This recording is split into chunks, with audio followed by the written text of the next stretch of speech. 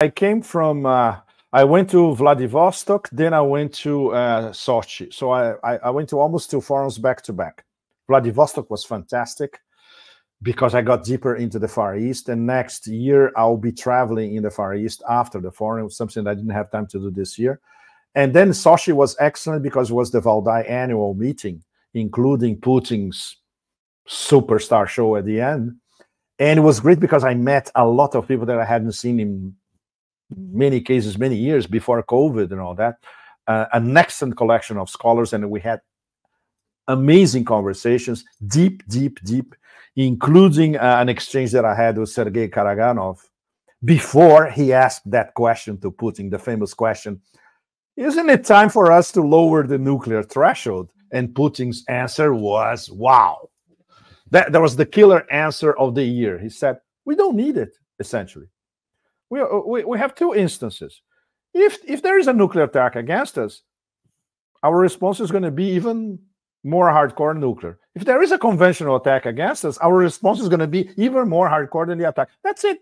So we cover all bases. This is essentially what he said.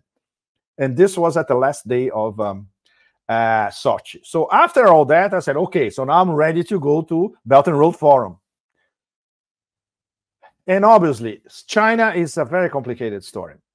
They had closed the accreditations 2 months before, something like that. So I could not even get an accreditation to go to Belt and Road in Beijing. I said, okay, so what I'm going to do, I'll go to Beijing and I'll talk to people on the sidelines, or no, I can do this from here. And when I'm in here is my previous home, which is always my home, Thailand, where you have the best quality of life in Asia and in the world in many aspects. You have a tremendous flux of information about anything that happens all across Asia, especially from China. I have sources linked to China in Bangkok that I can pick up the phone and talk to them. So I covered the forum from there, and it was, I would say, even more profitable than if I had gone to Beijing. And I postponed my trip to China to next year because I want to go to Shanghai and talk to the new development bank, the BRICS Bank. So I talked to my friends at the BRICS Bank. I say, okay, guys, next year we talk, because most of what we discuss cannot be made public because of internal rules of the NDB, the BRICS Bank. But I need to go there and have a serious conversation with them about loans in yuan, loans that they disburse in local currencies, how they are divesting themselves from using the US dollar and the euro, etc. Very serious conversation.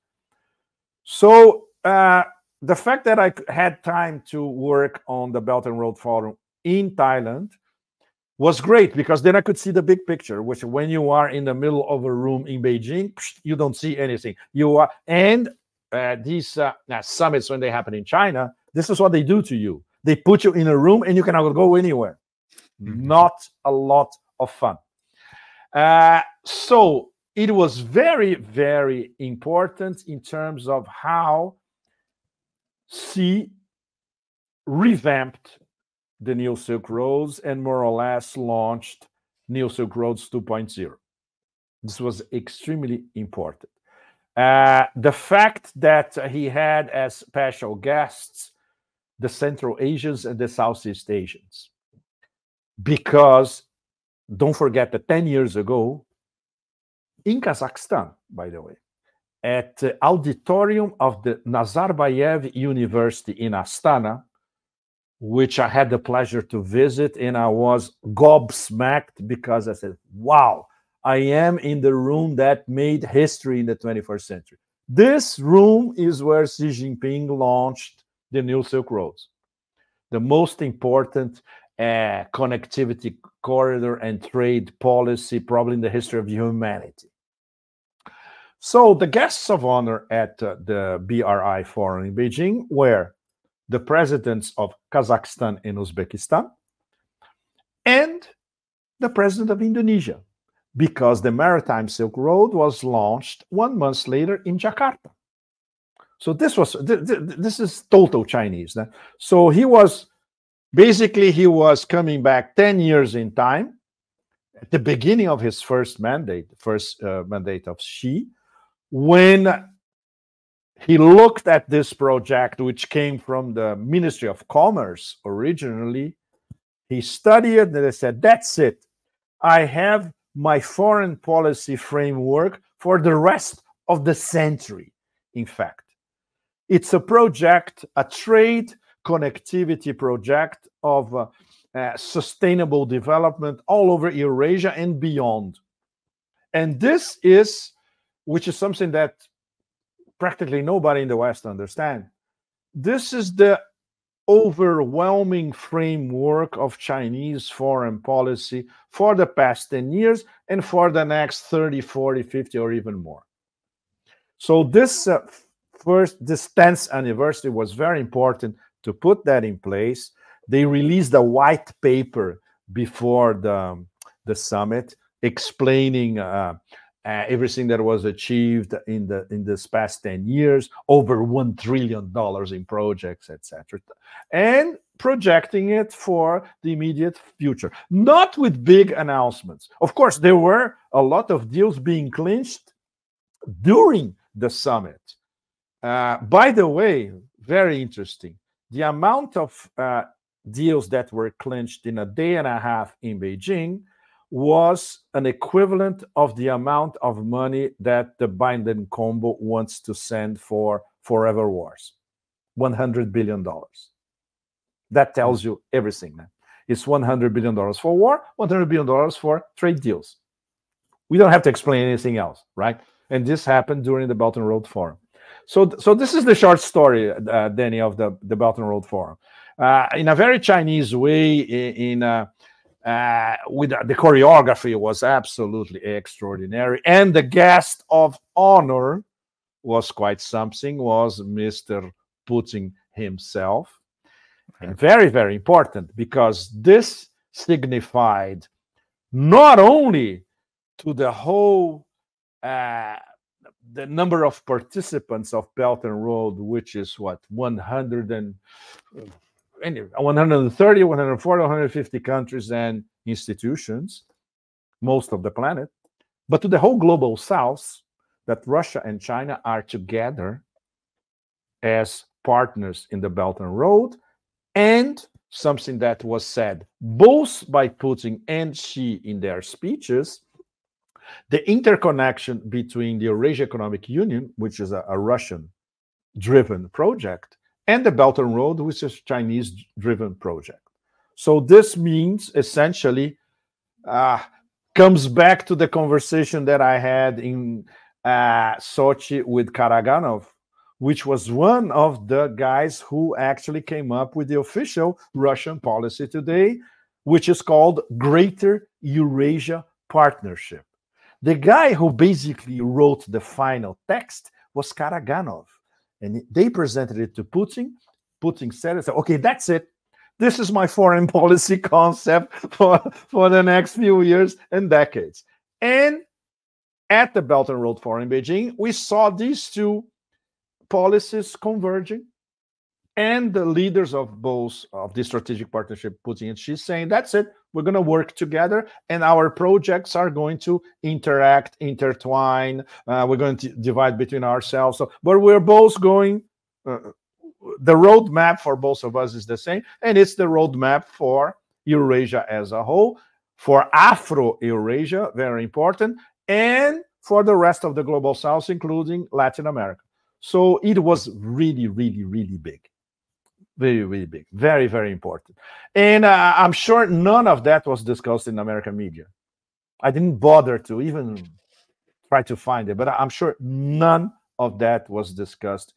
But in Europe, here, no, nothing. Absolutely nothing. Right.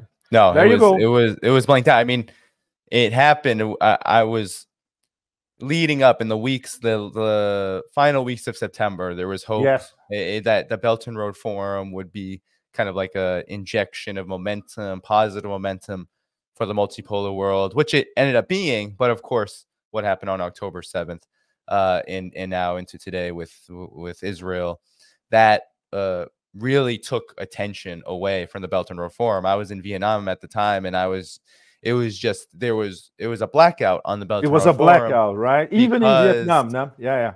Right. Like, no, yeah. Well, there was conversation in Vietnam, though, about, getting some things together. After the Belt and Road Forum, it was interesting because I know that Vietnam's president was in attendance. There were more conversations about developing the train stations, they were the in Vladivostok as well, Danny. You're going to love this. There was a very important Vietnamese delegation at the Far Eastern Forum as well. Vietnam, Laos, Myanmar, and Cambodia. 4 ASEAN had top-level delegations at the Far East Forum in Vladivostok. Just gives an idea to all of you how it's really, really intertwined and interconnected. The development process all over Asia is completely interconnected.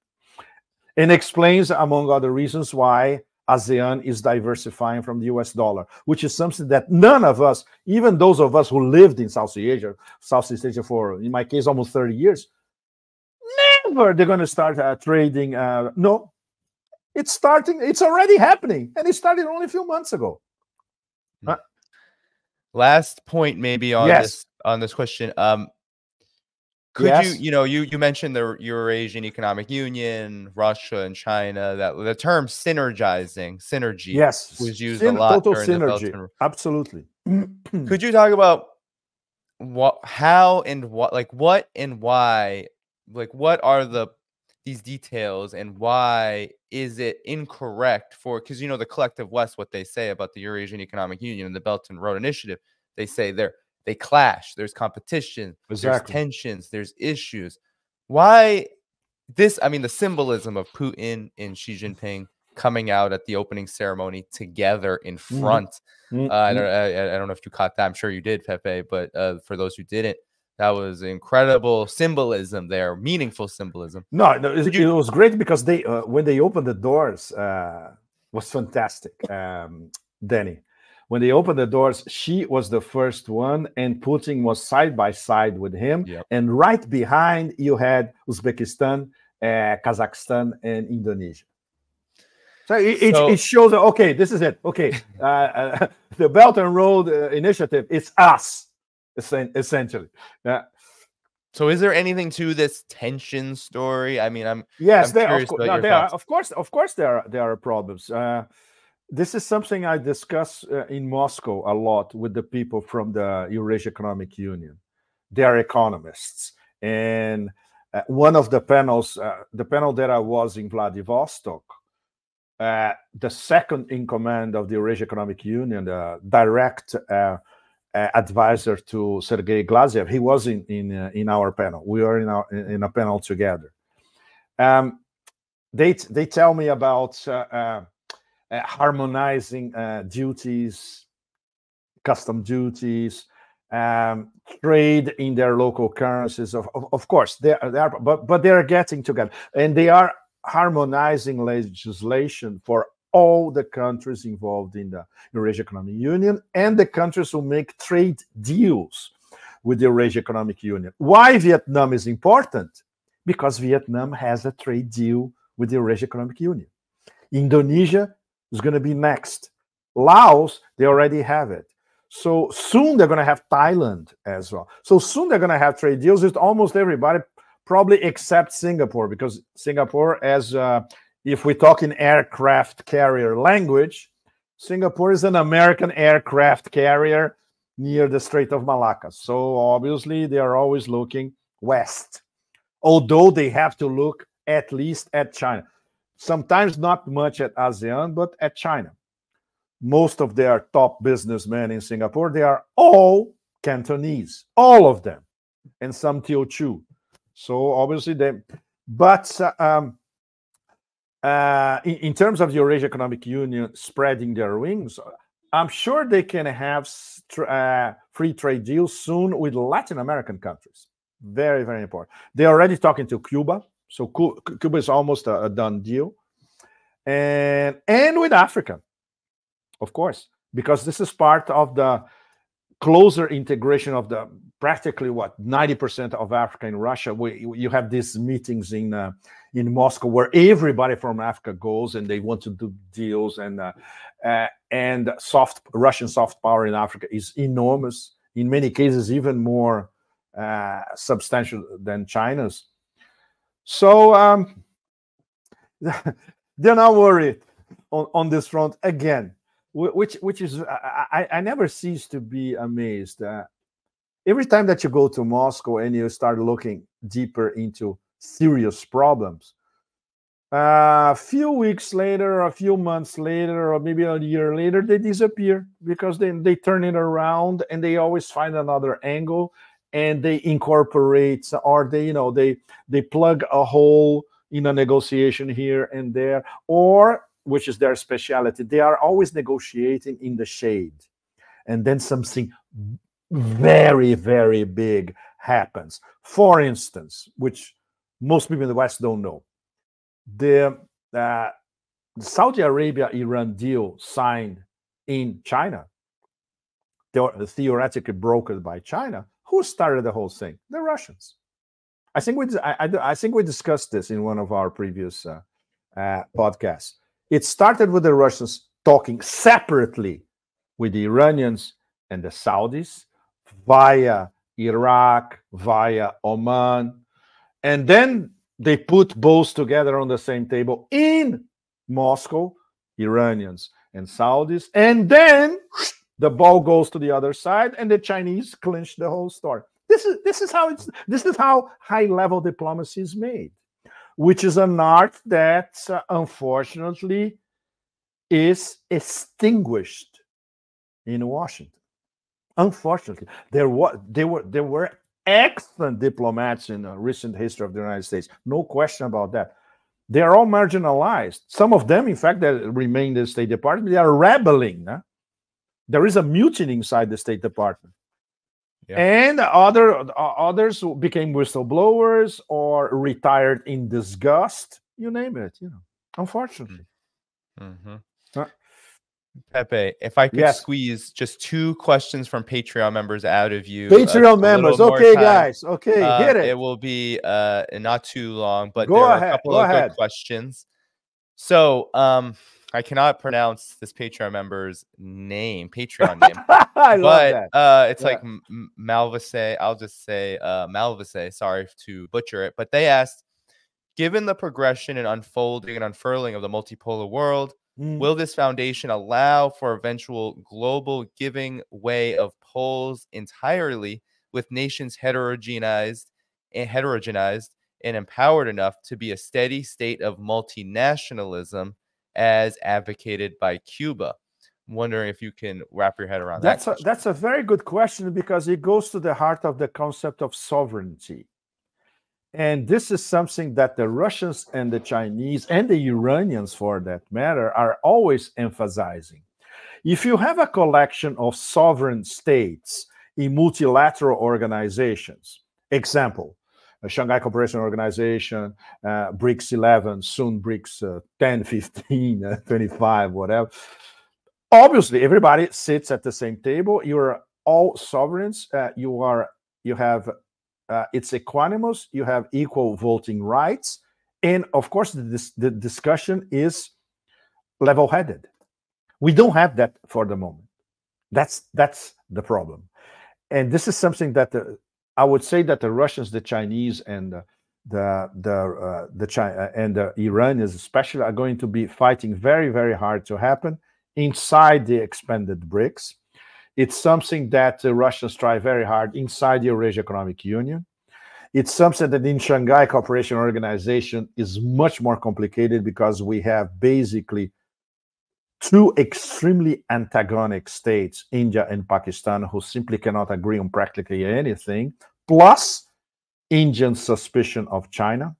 And especially now, it's not only Modi, it's the Hindutva mentality, which is profoundly anti-Muslim, which is something that, okay, we're going to need all the powers of persuasion of the Russian Ministry of Foreign Affairs to convince the Indians that this goes against their own interests. So that's the problem. And so you cannot say that India is a totally sovereign country. No way. They're still hedging their bets. They love the Indian establishment loves the idea of being, the white man's pet. Unfortunately, I mean, look at how they've positioned themselves on Israel. I mean, it's been people are floored by the fact that exactly. You cannot have, for instance, a pro-Palestinian demonstration in Kashmir, just an example, and they're going to send 90,000, if not 100,000, very cheap workers to Israel because Israel didn't renew the permits for workers from the West Bank. This is it is appalling. Right. What kind of sovereignty? What kind of foreign policy is that? And this goes viscerally against the position of all BRICS members in terms of the current genocide. It's unmistakable coming from the other four at the moment, and even coming from the others which are not members of BRICS yet. And India is behaving like this. And I should not say India. I should say the Hindutva fanatics behind the Modi government, and to a certain extent, Modi himself, because he has serious problems with Islam. Serious. So. Yeah. And it reminds me of, I had a Patreon member even message me saying, hey, did you know that not only, you mentioned the Indian workers being sent to Israel, they were like, oh, there are workers all over the world from compliant countries, including Filipino workers who are sent to Israel to make up for that lost labor that, of course, gets destabilized when you do things like Israel does every so often. But last question then, Pepe. There was one last. This has to do with Israel-Palestine. We're going back to the initial topic, but Sasan asked, what can Russia and China do now for Palestine that is practical?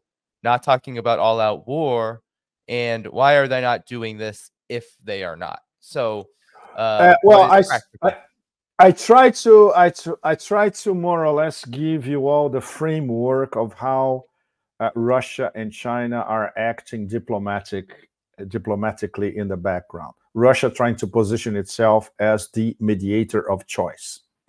This is their priority. The problem, once again, comes back to our discussion a few minutes ago about the irrationality of Western players, and in this case, Israeli players. Considering especially a government that is threatened of being disappeared, in fact, even if they win, between commas, in Gaza. There's no possible win for this Netanyahu government in Gaza. If they exterminate Gaza, the global South, metaphorically, will exterminate Israel for the foreseeable future. We're not going to deal with these maniacs anymore. If they accept some sort of ceasefire or face-saving situation, it will be interpreted in the Arab world and all over the global South as they lost. So they have no solutions. They already lost, and this is something that it's very dangerous because it turns them into even more of a bunch of rabid dogs, because they know that whatever they do, they will lose. Well, they already lost global public opinion in a matter of days. In fact, it's very hard to lose 88, 89, 90% of global public opinion, not to mention people inside the global north. When you see the size of these demonstrations in big capitals all over the global north, it's not only in Karachi or in Sana'a, it's in Vancouver, in New York City, in London, you name it. In Washington, right? In Washington, exactly. 300,000 people in Washington, at least. Exactly. What's left for especially the Russians is to famous phone call, and he says, look, I can try to extricate you from this mess that you put yourselves in. So let's try to organize a a roundtable discussion with all the major players and finally trying to find a solution to the Palestine problem, which is exactly what Lavrov now is saying practically every day, and Nebenzia is saying every day at the United Nations. We know that this government will not accept that, but this is the best that the Russians can do at the moment, supported by the Chinese in the background. So I'm sure it does not answer your question, but it's once again, it's a dialogue of a set of rational players representing the global South and the two big powers of Eurasian integration, and irrational actors on the other side, ranging from the people in power in Tel Aviv to the neocon lobbies in Washington, Maryland, and Virginia. Thank you for tuning in to my latest video. I appreciate all of your support. This channel, however, needs your help. I am seeking to make this channel more sustainable in the long term and upgrade necessary equipment to ensure that this work continues onward and makes progress to give you all of the geopolitical analysis that you all deserve. For that reason, I'm asking you to become a member of my Patreon community at patreon.com/DannyDhaiphong. You can find that link in the video description or in the pinned comment below. For whatever amount you choose to give, just know you are supporting independent media that you can't find anywhere else. Thank you so much, and I look forward to the next video.